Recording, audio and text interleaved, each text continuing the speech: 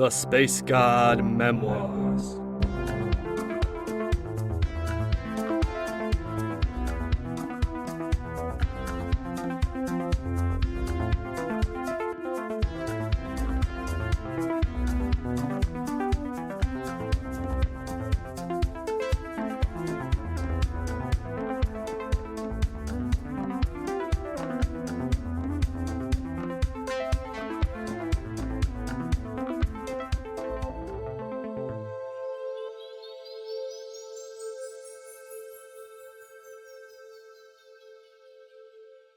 Season 3, Episode 1.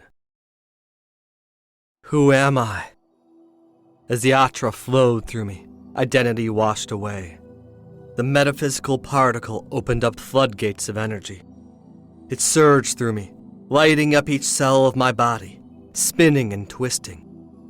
Behind my closed eyelids danced complex figures of light, an inner radiance that I could see and feel. It took form as a resplendent kaleidoscope, and I spun towards it, my psyche diving into its radiance, its glory. Just a trickle and my heart was racing, sending atra pulsing to every end of my system. Ecstatic, connected. For a brief moment I was one with the atra, one with the light, one with the intrinsic particle of creation. For that moment I forgot my body sitting in the chair. Forgot every thought in my head.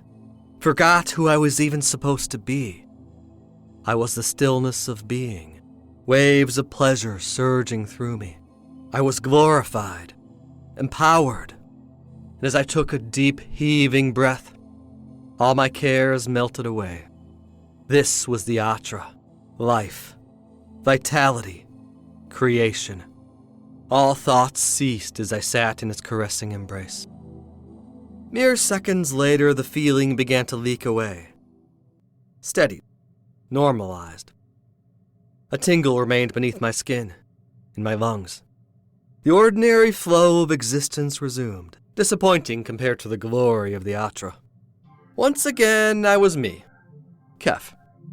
I opened my eyes to look upon the walls of my personal quarters, the light of a new day cycle streaming in through windows, the decor elegant if sparse.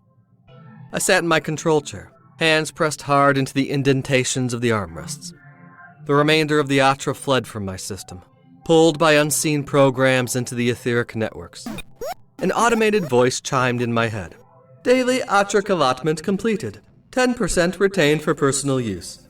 Excess atra sent through monadic channels to pay off your personal atra-debt to the Naiar harmonium.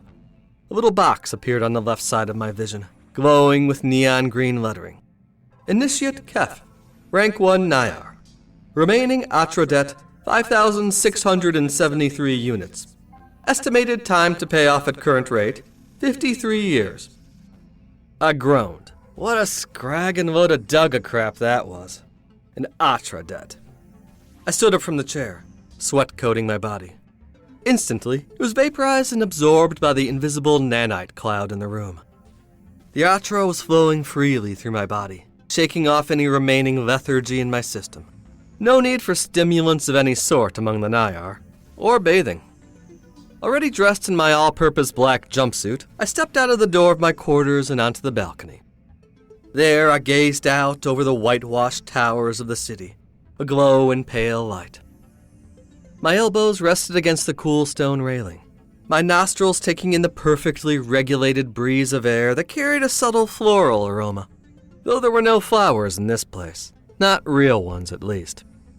I stood alone on the balcony outside my living quarters, just trying to unwind before another day of work here. My labor, my mission, my penance. Or at least it felt like a penance at times, though nobody had ever referred to it as that. I had weathered the ascension trials at the top of an impossibly tall tower. I had risen above my lowly scrapper existence on a farm world and joined the ranks of the vaunted Naiar harmonium. My body was enhanced, my mind perfectly tuned and linked with a vast galactic network. Not long ago, I had been liberating my homeworld from the dreaded Vair, fighting hordes of their slime-mold soldiers, facing down tentacled monstrosities and sneaking through enemy strongholds. On backward Aruvis, people would have considered me a god. And here I was, getting ready for a real Douglas drag of a job. After all, I'd happened to die in the process of liberating my homeworld. The Naiar had given me a brand new body. But of course that wasn't free. I owed them an atra-debt, and of course that was going to be repaid here. Scraggin' divine. The city spread around me, above me, in all directions, the horizon and sky all a pattern of alabaster towers and high-rises.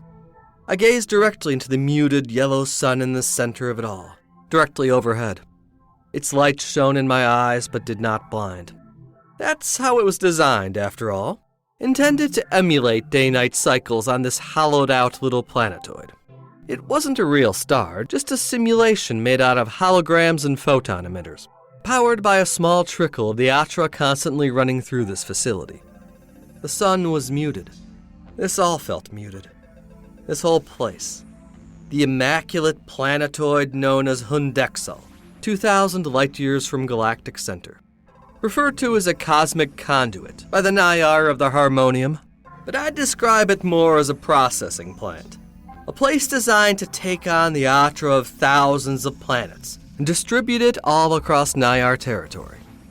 It was a hub, built along a central point of the galaxy's etheric streams. As I looked up at that artificial sun, I could feel some of that energy, that atra, flowing through the station and even into me. And when I closed my eyes, I could see it forming into immense rivers that flowed down into the hollow world from above, spiraling into various receptors across the city.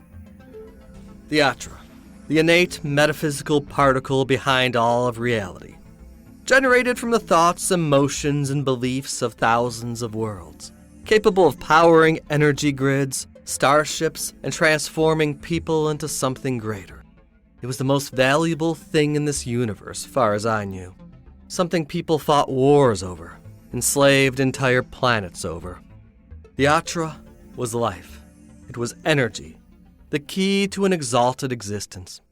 And it was all being moved through here. But why was I here?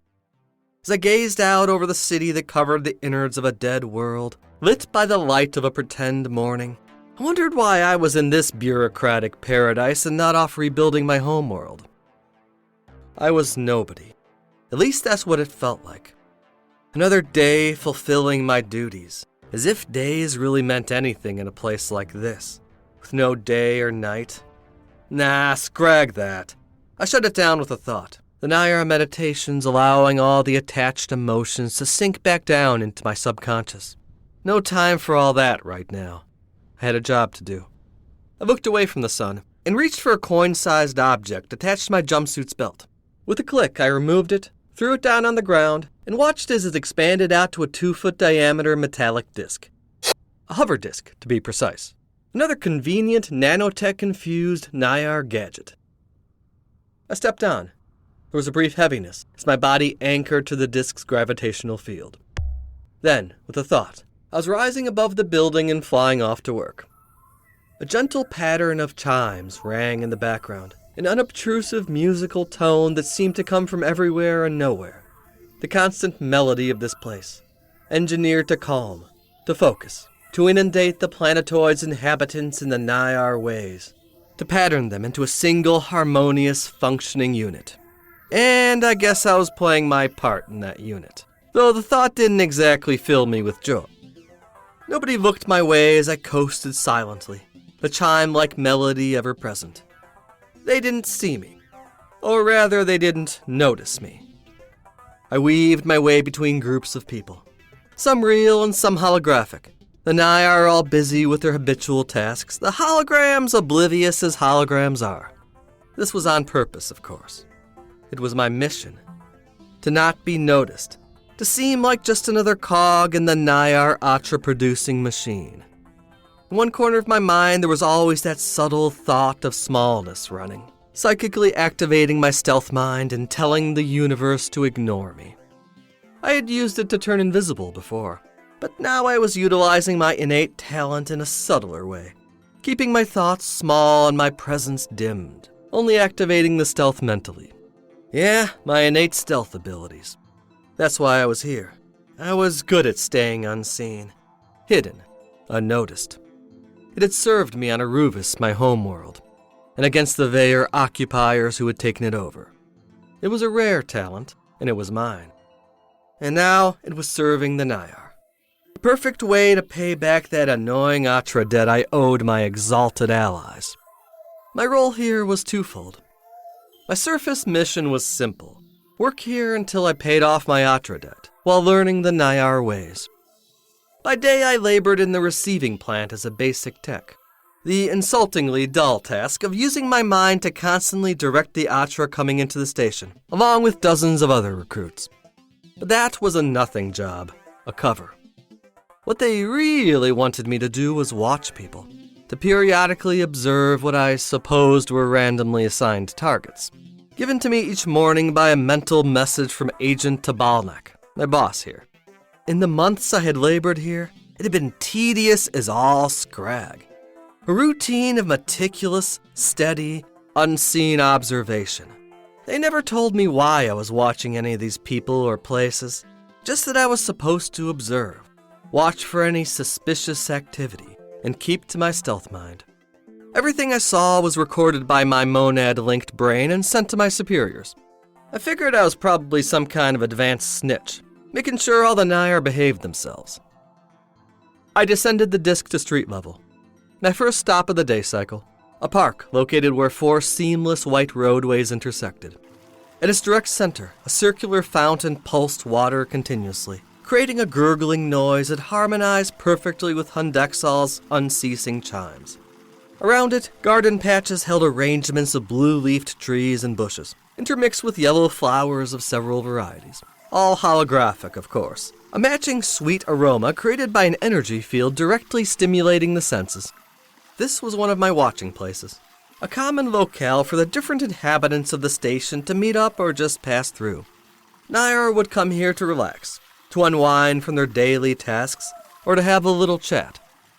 The perfect place to observe, as was my duty. Per my downloads, a few of the observation targets would probably pass through this park soon. I stood there in the square, leaning my back against the lamppost as I began my routine. Watching, waiting. It wasn't long before the people began arriving. 2 beings talked quietly among themselves, stopping next to the fountain. One furry and long-eared, the other pink and hairless. Holograms both. One glance into the monadic network told me as much, their forms appearing as translucent green silhouettes when I closed my eyes. The other was a fellow with smooth purple skin and a bulbous head. 2 of his forearms folded in his lap as he breathed deeply upon one of the benches. An actual Naiar, but he was just meditating, probably taking a break between assignments. Others came and went, many figures in robes of white or blue, floating past on their hover discs. A few stopping to admire the gardens, some more engaged in casual talk as they sauntered on past. Nothing out of place, but I nonetheless observed, noting all the details I saw and sending my memories into the monadic network, its programs running just below my awareness. Everyone I knew was light years away. I was here in a place surrounded by people, by my supposed peers, but my very job in this place was contingent on not being noticed. I kinda wished I could have just been walking alongside someone, talking, feeling things. But here I was just an observer, of course.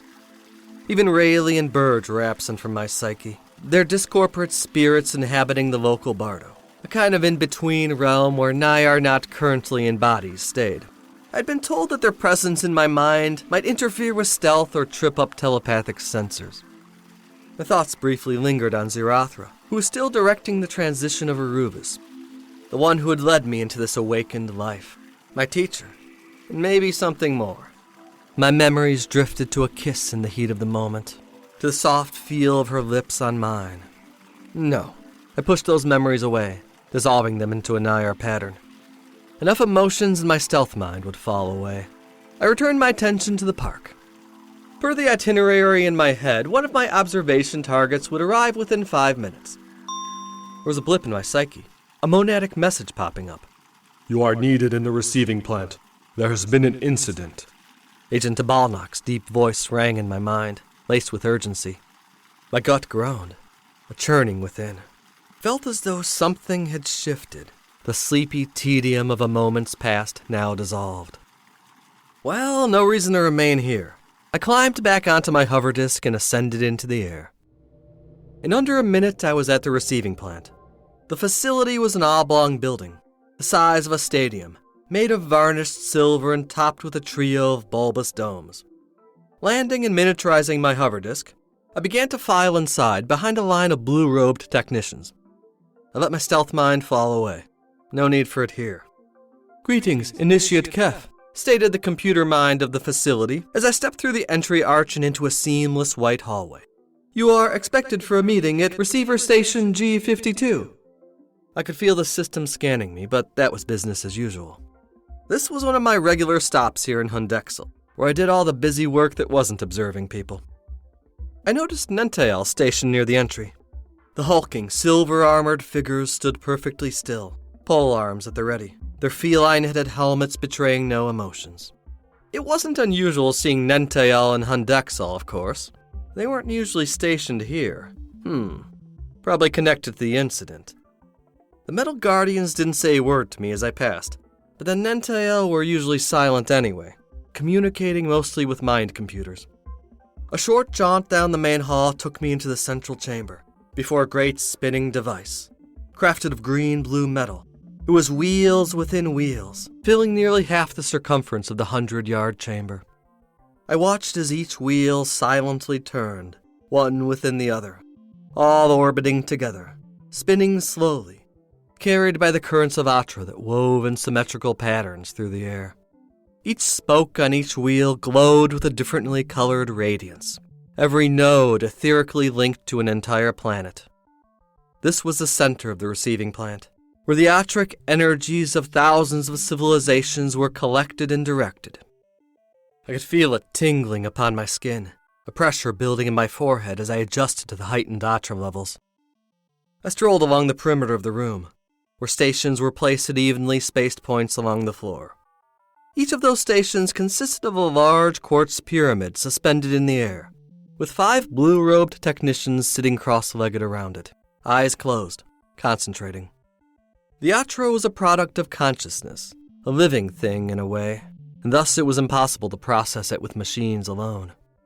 I continued on my course, glancing periodically at the stations and up at the immense machinery. I wondered what the incident had been. As I passed by, energy pulsed across my skin, accompanied by flashes of imagery. A vision of a draconic god king in a white palace, surrounded by adoring followers. A world of fruit groves and scattered villages, where people led simple lives of community and prayer. A golden city under a pink sun, where every citizen played their role in a grand corporate endeavor. The flashes came and went, images from various atra-producing planets. I stopped momentarily as the atra surged through my system, the visions clearer than expected. Odd, it usually wasn't this noticeable in here. "Keph, you've arrived!" A voice interrupted my musings, a slight stammer in the tone. I looked down to see the 3-foot-tall form of a canid humanoid, white-furred with black around his eyes and ears, clad in a blue jumpsuit. "Hey, Suvar," I greeted the little Perichi with a wave. Suvar was a common face around here, one of Tabalnok's assistants. A recent initiate like myself, he looked particularly stiff today, his tail folded between his legs. "What's going on here? I just got called in." There's been an accident. Agent Tabalnok said he needed to speak with you. This way." Suvar turned around and began leading me around the perimeter of the area, until we arrived at one of the stations near the southeastern corner of the facility. I looked upon a wreck of blood and broken crystals. One of the pyramids had shattered, seemingly from within, its rosy quartz charred black from an explosion. Upon the floor, 4 bodies lay still, the splayed-out corpses of atra-techs, shards of the shattered pyramid embedded in lethal places, blood staining the white pillows they had sat upon. A 5th Naiar technician stood to the side, wounded but alive, leaning on the thick frames of 2 Naiar who had just helped her to her feet. There was a smell in the air, like ozone laced with a chemical sweetness. Moreover, there lingered an aura of agitation, the remaining atra prickly and irritated. Scrag. This was the first accident I had seen since arriving here. It was no accident, Rang a deep-toned voice behind me. I spun around. There stood the thick frame of Tabalnak, gazing down at me with 3 blue eyes in his pachyderm face, the central one set just above his trunk-like nose. Tabalnak, I'm guessing this is why you called me here, I said. Indeed, He answered, shaking his head at the scene. We must speak with more detail on this. Suvar, He gestured to the smaller Canid. please return to your duties. I must have words with Initiate Keph. The little guy nodded and scampered away. I was about to speak, but Tabalnak interceded. No, not here. There are too many who may listen. This way. He gestured down the nearby hall, and I followed Tabalnak as he made his way past the last of the receiving stations, down a connecting hallway and out of the main chamber. We strode silently as we walked through hallways watched over by the mechanized silver Nentael, their feline faces still and expressionless in their unmoving watch. We finally stopped, emerging from the hallway at a balcony overlooking a wire-lined floor, where a disc-shaped converter hummed, transforming the facility's excess atra into energy that could power Hun'dexal's various technology. So what's going on? I asked, putting a hand on the railing. Tabalnak coughed, then let loose a low rumble from deep in his throat before speaking. Initiate Keph, it is time I disclose more to you about the true purpose of your mission here in Hun'dexal. Kino, I responded, using a slang term that probably meant little to him. Never been much a fan of being kept in the dark. Understood. He nodded. You were given the information you needed to complete your task, nothing more, for the sake of security. But the situation is now changed. I believe that the incident at Station G52 was the result of tampering in the Atric streams. The sudden removal of a sizable amount of Atra is the only reasonable cause for such an occurrence. I nodded hesitantly. I guess. Not entirely sure what that means, though. Simply put, somebody in this facility has been steadily siphoning off the Atra, channeling it to an unknown destination, and doing so without being detected. This latest incident shows that they have become careless. That is why you have been brought in as an observer, to watch while being unseen. Me? A lowly initiate?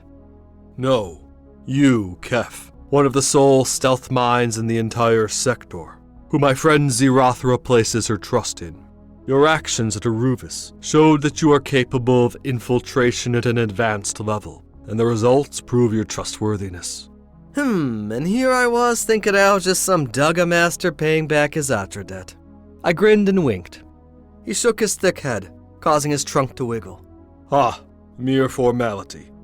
Yes, the atra-debt for your revival must be paid, per Naiar custom. But you are here for more than that, and you know it.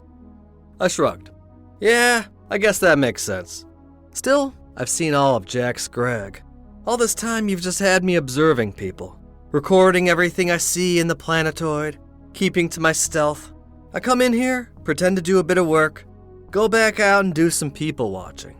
Been wondering just what in the green ocean this assignment was about. Trust me, Keph. Your observations have proven invaluable. I've been watching every visual stream you send through the monad.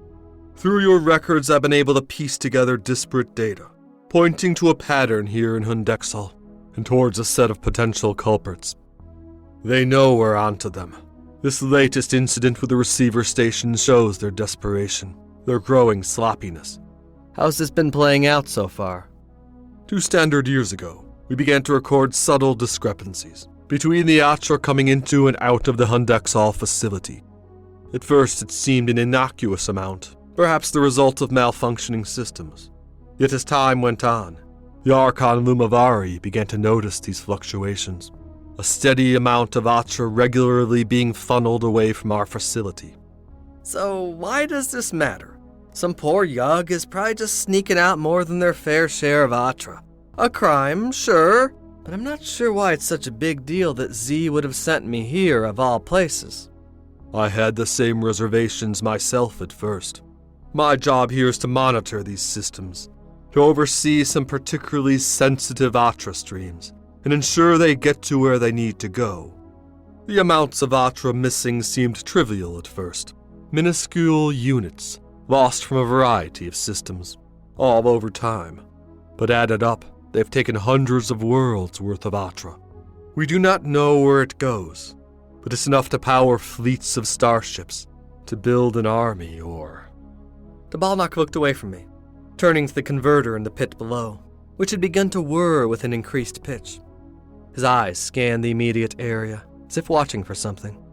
Apparently satisfied, he glanced my way again.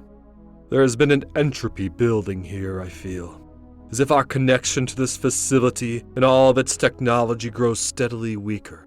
The Archon has been seen less frequently of late, his throne empty of a soul as he wanders the nethers of the Bardo. He paused, taking a wide breath and expelling it from his trunk with a brassy sound. There have been anomalies, holograms flickering in and out like specters of lore. The nanites have been behaving strangely, sometimes building rooms or structures where none are called for. And just the other week an entire building was reabsorbed by them, vanishing from sight. And today's disaster.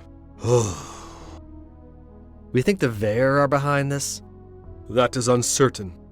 We initially suspected a rogue Naiar, likely working towards personal ends. But I feel that the scale of their operation, the efficiency, the subtlety of it, may be beyond a single individual. Yuck, I said. Sounds complicated. Tabalnak nodded. Indeed, we have our work cut out for us. He paused another moment, his energetic field indicating he was receiving a personal message. Come, he said, gesturing back down the hallway. Station G52 is cleared.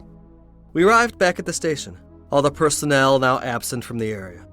A faint shimmer had begun to surround the bodies, which soon began to shine with sparkles as minuscule clouds of the cleaning nanites dissolved each one, reducing them to their primary molecules before they vanished from sight.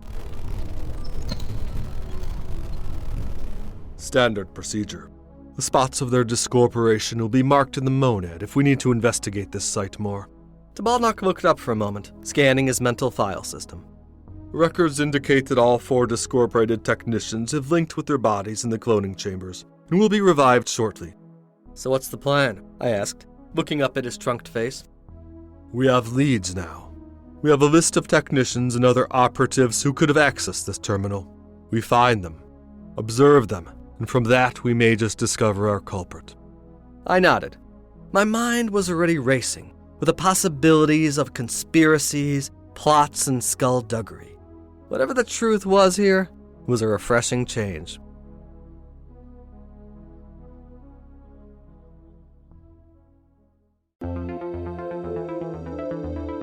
Thank you for listening to this episode of The Space God Memoirs. Space God is written, performed, and produced by A.M. Arctos. Original musical score by Alpha Colors. Various sound effects created by Industrial Strength Records Incorporated. Please support this podcast by following, rating, and sharing on your favorite social media site. For further info on Space God, its creator, and various other opinions, musings, and thoughts, go to www.spacegodmemoirs.com or follow me on Instagram, Twitter, or Facebook. If you enjoyed the Space God Memoirs, please consider supporting us by becoming a patron. Check out the Patreon link in our description to learn more.